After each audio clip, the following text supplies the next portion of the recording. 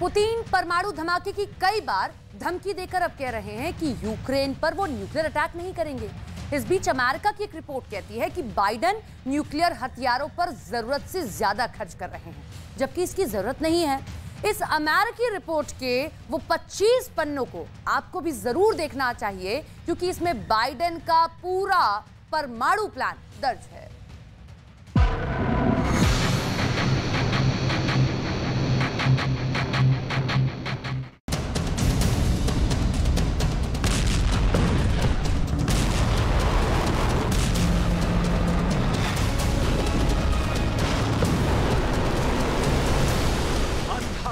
मिसाइलों, तोप से निकले गोलों और बारूदी आग बने यूक्रेन के लोगों की सांसें अब ये स्थिर ही होने वाली थी कि एक और बम उन पर गिर पड़ा।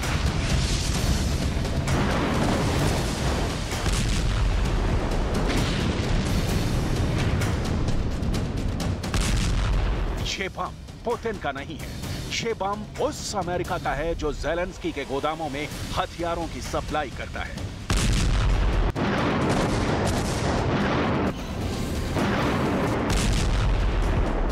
अमेरिका के दम पर ही ज़ेलेंस्की की सेना पुतिन की पावरफुल आर्मी को जवाब दे रही है।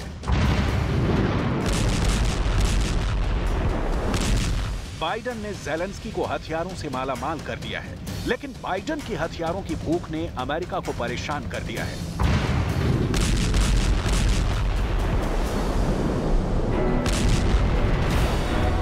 बाइडेन की न्यूक्लियर की दीवानगी पर अमेरिका में एक रिपोर्ट प्रकाशित की गई है। यह रिपोर्ट चौंकाने वाली है। इस रिपोर्ट में बाइडेन पर परमाणु और दूसरे हथियारों पर अत्यधिक खर्च करने की नीति की कड़ी आलोचना की गई है।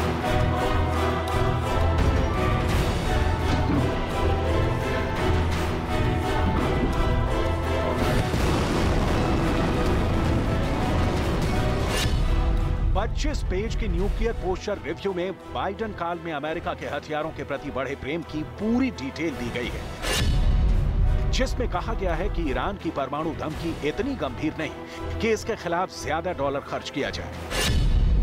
उत्तर कोरिया को लेकर रिव्यू में कहा गया है कि किम जोंग उन की परमाणु धमकियों की भी अमेरिका को ज्यादा परवाह करने की जरूरत नहीं देखती।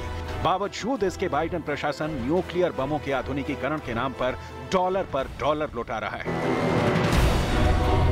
अमेरिका की हथियारों वाली रिपोर्ट को सालाना रिव्यू कहा जा रहा है, लेकिन कहां दूमत कि बाइडेन के काल में अपने न्यूक्लियर वेपन को और मांझ रहा है और उन्हें मॉडर्नाइज कर रहा है, उसके धमाके की धमकी दे रहा है। यूक्रेन को बाइडेन ने जो उन्मुक्त हाथों हथियार अब तक दिया है, उसकी डिटेल भी आपको दिखाएंगे। उससे पहले देख लीजिए कि बाइडेन एटम बम के कितने शौकीन हैं। उनकी तैनाती की प्रक्रिया कभी रुकती ही नहीं।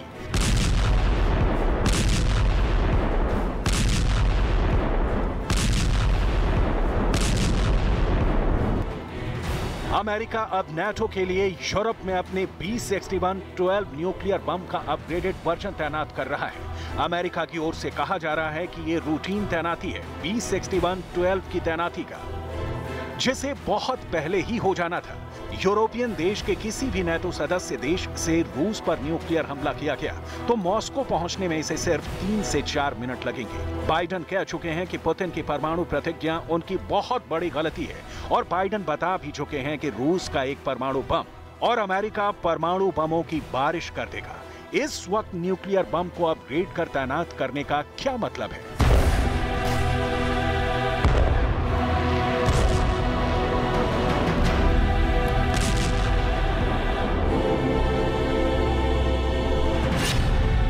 B-61 न्यूक्लियर बम है, जिसे 1960 के दशक में तैयार किया गया था।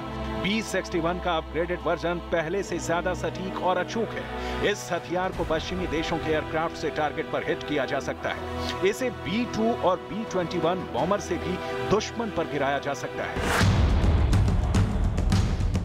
न्यूक्लियर वॉर का हव्वा खड़ा कर अपने हित साधने की कोशिश करने वाले बाइडेन अकेले नहीं हैं, लेकिन ये नीति अब एक्सपोज हो चुकी है। इसका कारण है डबल स्टैंडर्ड। एक तरफ युद्ध के लिए मतवाला दिखना, तो दूसरी ओर आत्मरक्षा के लिए ही परमाणु यूज की कसम खाना। ऐसा कहने का आधार देख लीजिए।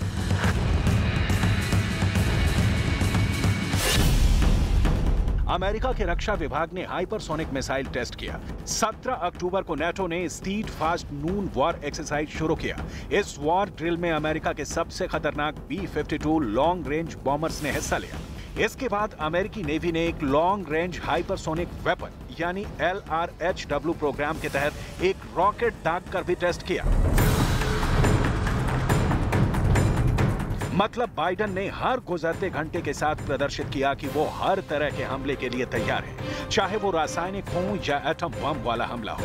लेकिन इस चक्कर में बाइडन ने अमेरिका का खर्च जरूरत से ज्यादा बढ़ा दिया है। रिव्यू में कहा गया है कि बाइडन न्यूक्लियर हथियारों को डेवलप करने के लिए पूरा समर्थन दे रहे हैं। 25 सालों की परमाणु हथियारों को लेकर अमेरिका ने प्लानिंग तैयार की है। 25 सालों के इस न्यूक्लियर प्लान पर अमेरिका का 2 लाख करोड़ खर्च होने वाला है।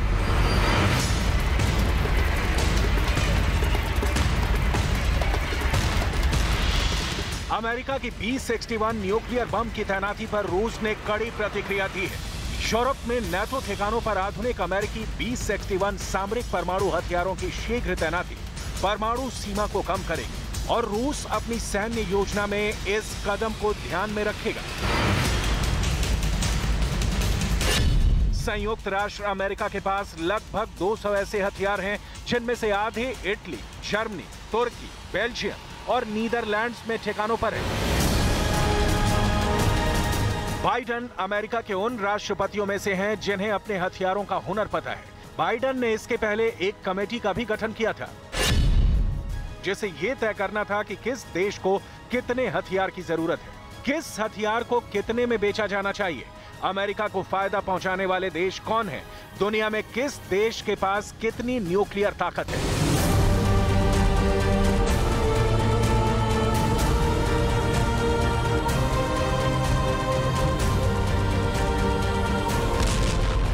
अमेरिका का यह बहुत बड़ा सच है कि वो अपने हित हथियारों से साधता आया है, चाहे वो ताइवान को हथियार की सप्लाई हो या अफगानिस्तान को, चाहे यूक्रेन को।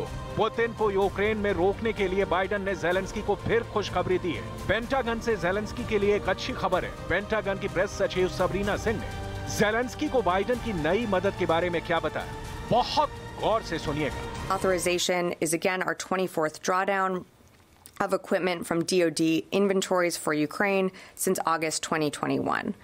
Capabilities in this package, which you'll see up here, additional ammunition for HIMARS, which are the high mobility artillery rocket systems, 500 precision-guided 155 artillery rounds, 2,000 155 millimeter rounds of remote anti-armor mine systems, more than 1,300 anti-armor systems, 125 Humvees, small arms and more than 2.75 million rounds of small arms ammunition, and 4 satellite communications antennas. Zelensky को मिलने वाले $275 million यानी $2,200 करोड़ रुपए के हथियारों में क्या क्या है, ये बहुत गौर से देखिएगा। इसमें हाइमर्स के नए रॉकेट हैं, M777 तोपों के लिए 155 मिलीमीटर के 500 ऐसे गोले हैं जो GPS से गाइडेड किए जाते हैं।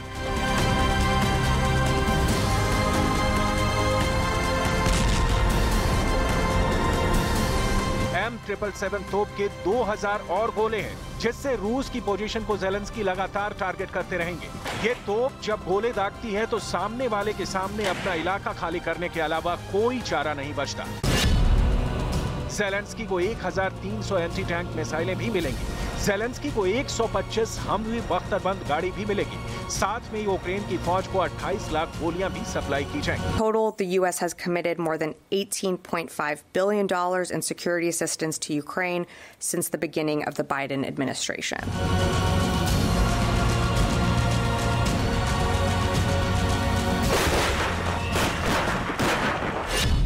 अमेरिका 24 फरवरी को यूक्रेन में रूस का युद्ध शुरू होने के बाद से कीव को अब तक हथियारों और अन्य उपकरणों के रूप में लगभग $18 अरब की सहायता देने की घोषणा कर चुका है, जिसमें 27.50 करोड़ अमेरिकी डॉलर का ये नया पैकेज भी शामिल है।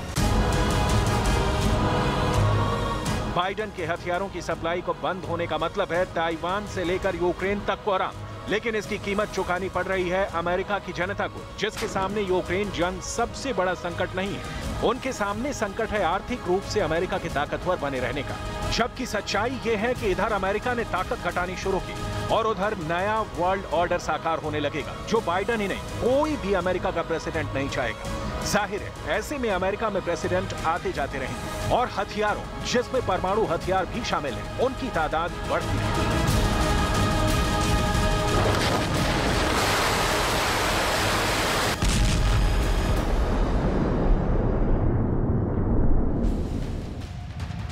रमजान कादिरोव की तरफ से एक बहुत बड़ी धमकी दी गई। रमजान कादिरोव की अखमत ब्रिगेड ने यूक्रेन की सेना को बहुत बुरी धमकी दी। अखमत ब्रिगेड का कहना है कि यूक्रेन के सैनिकों को मारकर उनकी खाद बना देंगे। पहले कादिरोव के लड़ाकों ने टेलीग्राम पर वीडियो पोस्ट किया और फिर यूक्रेन को दी गई धमकी।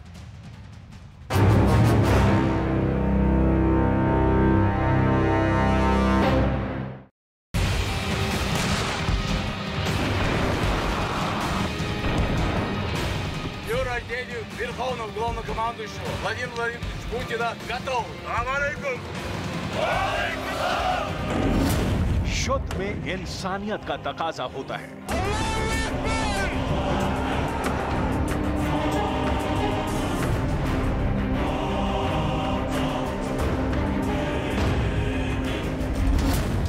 जंग में भी शांति वार्ता की कोई गुंजाइश होती है।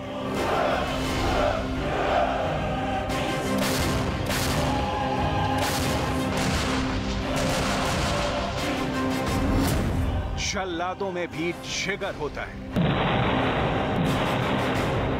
लेकिन रमजान कादिरोव जब जंग का ऐलान कर देता है तो उसके लड़ाके जल्लादों के जल्लाद साबित होते हैं।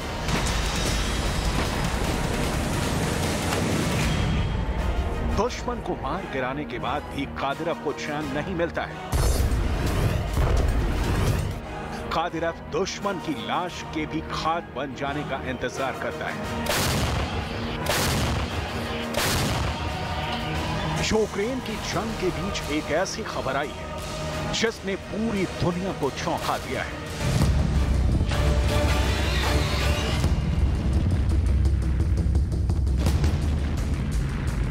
कादिरोव के डायलॉग बता सकते हैं कि कादिरोव और उसके खूंखार चेचन सैनिकों के अंदर कितनी क्रूरता भरी हुई है। आखिर क्या बयान दिया है कादिरोव ने? कादिरोव ने कहा है कि यूक्रेन के सैनिकों की लाशें खाद बन जाएंगी।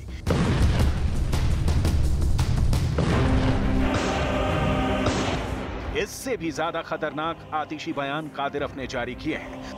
प्रतिशोध की आग में जल रहा कादिरोव कुछ भी करने को तैयार हो रहा है। चेचन्या के सैनिक बहुत क्रूर हैं, लेकिन यूक्रेन के रूसी कब्जे वाले लुहांस्क और डोनेस्क में स्कूल के बच्चों को कुछ ऐसा पढ़ाया जा रहा है कि रमजान कादिरोव अपनी पीठ थपथपा रहा है। आखिर क्या पढ़ाया जा रहा है लुहांस्क और डोनेस्क के अंदर, आगे बताएंगे। और इससे भी बड़ी बात यह कि पुतिन ने बाइडन को बहुत जबरदस्त चेतावनी दी है। चेतावनी ऐसी है कि बाइडन को भी पलटवार करना पड़ा है। क्या है पुतिन की ये वार्निंग, सब आपको बताएंगे। लेकिन पहले बात करते हैं कादिरोव के बयान की, जिसने यूक्रेन की युद्ध भूमि में हड़कंप मचा दिया है।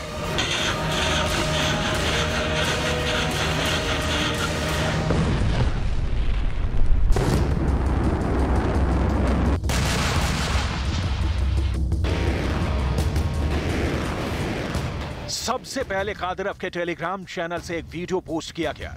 इस वीडियो में चुन चुन कर यूक्रेन के सैनिकों को मारते हुए दिखाया गया। यह वीडियो कादिरोव के लड़ाकों ने पोस्ट किया है। कादिरोव का दावा है कि जमीन पर देख रहे ये सारे सैनिक यूक्रेन के हैं। ड्रोन से ली गई इन तस्वीरों में यूक्रेन के सैनिकों की मूवमेंट बिल्कुल साफ नजर आ रही है। कुछ यूक्रेन के सैनिक जंगलों के अंदर छुपे हुए नजर आ रहे हैं, तो कुछ सैनिक पोजीशन लेते हुए नजर आ रहे हैं।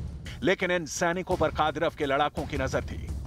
कादिरोव ने इस पूरे इलाके पर एक साथ 3 बम धमाके करवाए। जैसे ही बम धमाके हुए, यूक्रेन के सैनिक अपनी जान बचाने के लिए भागते हुए नजर आए और बाद में नजर आई यूक्रेन के सैनिकों की ये लाशें। और इन लाशों को दिखाकर कादिरोव के टेलीग्राम चैनल पर यह पोस्ट लिखी गई। हमारे धमाकों के बाद यूक्रेन के सैनिक तिलचट्टों की तरह भागते हुए नजर आ रहे हैं। हमारे सैनिकों की तोपों का अनुमान बहुत सटीक है। हमने यूक्रेन के इन फांसीवादियों के सिर पर बमों की ऐसी बारिश की है कि उनको भागने का कोई मौका नहीं मिला है। ये तस्वीरें सेवरिस्की की हैं, जहां पर अखमत रेजिमेंट ने जमीन को दुश्मनों से साफ करना शुरू कर दिया है। शरद ऋतु आ रही है। ये कीड़े धरती में छेद कर देते हैं, लेकिन अब हमने इनको मार दिया है और अब ये खाद बन जाएंगे। कितने खतरनाक और खौफनाक विचार हैं चेचन्या के कमांडर रमजान कादिरव और उसके फॉलोअर्स के। दरअसल ये रमजान कादिरव का बदला है। जहां कादिरव के सैनिकों ने यह खौफनाक हमला किया है, उस जगह का नाम है सेवरिस्की। ये जगह चेर्निहिव ओब्लास्ट में है और सेवरिस्की से कीव सिर्फ 4 घंटे दूर है, सिर्फ 300 किलोमीटर दूर है। कादिरव ने ऐलान किया है कि पूरे यूक्रेन में जिहाद छेड़ देंगे, लेकिन उसके जिहाद का ये गीत चेचन्या के अंदर ही बहुत सारे मुसलमानों को समझ में नहीं आ रहा है। चेचन्या के अंदर भी कुछ ऐसे ग्रुप हैं जो रमजान कादिरव का विरोध कर रहे हैं और इन लोगों ने अपनी जानकारी के आधार पर कादिरव और उसके परिवार का विरोध किया है। इस पर रमजान कादिरव ने एक बयान जारी किया है।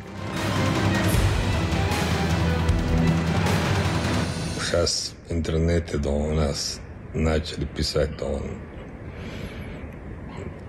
такие набожные люди, которые вообще не выходят, молятся в мечетях, их сестры, жены тоже только изучают Коран и не выходят в общество, и они начали сейчас свою набожность показывать нам. Остальное все ерунда, Так что Ахмат сила, кто не с нами, тот под нами, रमजान कादिरव के बयानों से ही साफ होता है कि रमजान कादिरव का विरोध चेचन्या के अंदर हो रहा है। इसकी वजह बिल्कुल साफ है। यूक्रेन की युद्ध भूमि में संघर्ष बहुत भीषण हो रहा है। सितंबर के महीने में कादिरव ने 2 और बटालियन यूक्रेन के लिए रवाना कर दी थी और इनमें से कुछ सैनिकों को रूस की सीमा से लगते हुए चेर्निहिव ओब्लास्ट में जंग के लिए तैनात किया गया है, क्योंकि इसी इलाके से सटे हुए इलाके हैं खार्किव और इज्यूम, जिस पर यूक्रेन की सेनाओं ने दोबारा कब्जा कर लिया था। अब पुतिन ने कादिरव को खार्किव और इज्यूम के इलाकों को वापस लेने के टारगेट के साथ ही जंग के मैदान में उतारा है। चेर्निहिव के इलाके पर कब्जा करते हुए कादिरव के यही सैनिक खार्किव और इज्यूम का भी रुख कर सकते हैं। ये पुतिन की बड़ी स्ट्रेटजी का शुरुआती चरण है, लेकिन कादिरव का विरोध इसलिए हो रहा है क्योंकि यूक्रेन के अंदर चेचन्या के सैनिकों की भी मौतें हो रही हैं और लाशें चेचन्या भी लौट रही हैं। इसकी वजह है अमेरिका और नाटो के वो सैटेलाइट जो लगातार यूक्रेन की आर्मी को चेचन्या और रूस के सैनिकों की लोकेशन बता रहे हैं, जिसके कारण लगातार रूस और चेचन्या के सैनिक खाइयों के अंदर मारे जा रहे हैं। वो कौन सी तस्वीरें हैं जिसको देखकर पुतिन ने अमेरिका को ये चेतावनी दी है, आपको भी दिखाते हैं। ये तस्वीर देखिए, कैसे एक हवाई हमले के बाद हुए धमाकों ने रूस के सैनिकों को तितर-बितर कर दिया और वो भागने पर मजबूर हो गए। ये वीडियो भी यूक्रेन की एक न्यूज एजेंसी ने जारी किया है, जिसमें रूस के सैनिकों पर बम फेंकते हुए दिखाया गया है। और ये तस्वीर देखिए, दावा है कि यूक्रेन की 10th माउंट असॉल्ट ब्रिगेड ने बहुत बेरहमी से रूस के बंकरों पर हमला किया है। इस तस्वीर में साफ साफ नजर आता है कि कैसे चुन चुनकर यूक्रेन के अंदर रूस के सैनिकों को निशाना बनाया जा रहा है। यूक्रेन समर्थक एक ट्विटर हैंडल का दावा है कि रूस के सैनिक को यूक्रेन की आर्मी ने कैद कर लिया है। ये एक और वीडियो है जिसमें रूसी सैनिकों को यूक्रेन की कैद में दिखाया गया है। दरअसल सैटेलाइट की मदद से बहुत आसानी से रूस के सैनिकों को ज़ेलेंस्की की आर्मी ट्रेस कर ले रही है।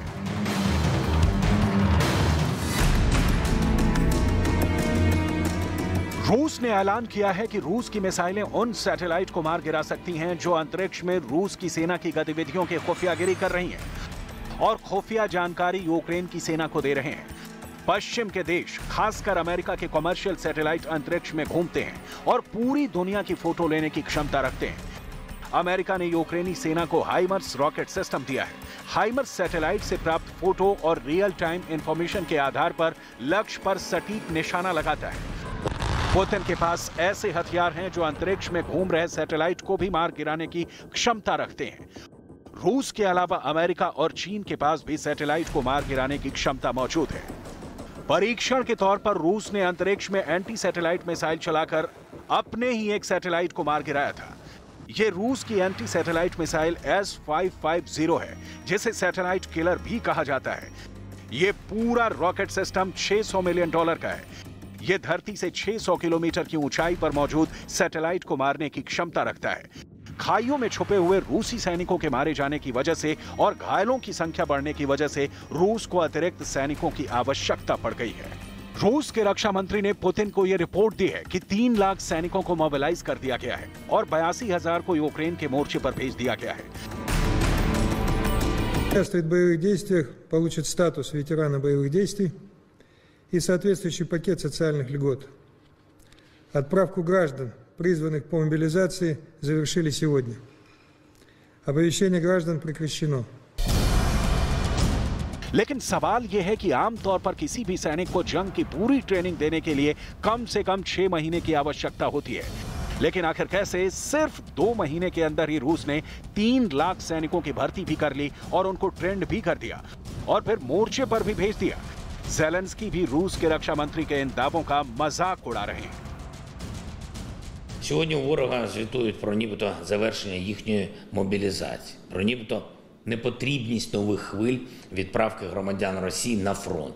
Ми відчуваємо на передовій зовсім інше. Хоча Росія і намагається посилити тиск на наші позиції, використовуючи мобілізованих, але вони настільки погано підготовлені та екіпіровані, настільки грубо застосовуються командуванням, що це дозволяє припустити, що вже скоро Росії може знадобитись нова хвиля відправки людей на війну. दूसरी तरफ बेहद चालाकी से यूक्रेन के बेलारूस से लगते हुए बॉर्डर पर भी यूक्रेन की फौज पर दबाव बनाया जा रहा है। यही वजह है कि बेलारूस के बॉर्डर पर भी अलर्ट जारी कर दिया गया है। यूक्रेन के हालात लगातार तबाही की ओर बढ़ते नजर आ रहे हैं।